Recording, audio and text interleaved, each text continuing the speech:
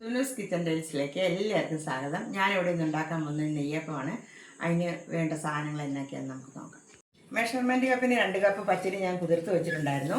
അത് നമുക്ക് മിക്സിയിലോട്ടിടാം.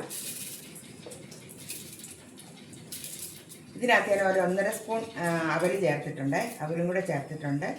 2-3 ഏലക്കായ ഇട്ട് കൊടുക്കാം.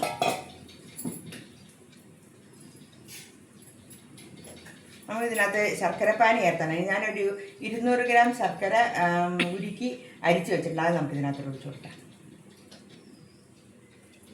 നമുക്കിതൊന്ന് അരച്ചെടുക്കാമേ. അപ്പോൾ നമ്മൾ നെയ്യപ്പത്തിൻ്റെ മാവൊക്കെ അരച്ച് വെച്ചിട്ടുണ്ട്. ഒരു അരമണിക്കൂറോളമായി. നമുക്കിതിനകത്തോട്ട് ഇച്ചിരി തേങ്ങയും എള്ളും വറുത്തിടണം. അപ്പോൾ അതിന് കുറച്ച് നെയ്യ് ഒഴിച്ചു കൊടുക്കാം.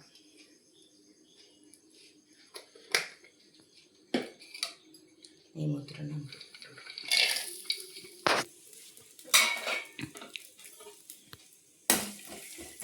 നമ്മുടെ തേങ്ങയൊക്കെ നല്ലപോലെ മൂത്തിട്ടുണ്ട്. അതിലോട്ട് നമുക്ക് കുറച്ച് എള്ളും കൂടി ഇട്ട് കൊടുക്കാം.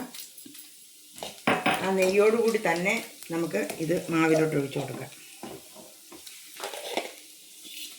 നെയ്യപ്പമല്ലേ, കുറച്ച് നെയ്യിലിട്ട് ഇത് നല്ല ടേസ്റ്റ് കൂടും.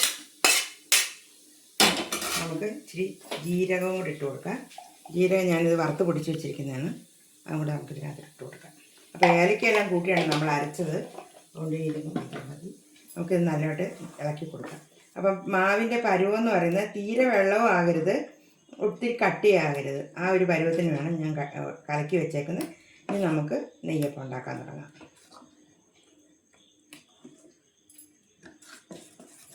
അതിട്ട് ഇച്ചിരി എണ്ണ നന്നായിട്ട് ചൂടായിട്ടുണ്ട്. നമുക്ക് ഈ ഒരു തൈ മാവ് ഇതിലോട്ട് ഒഴിച്ചു കൊടുക്കാം.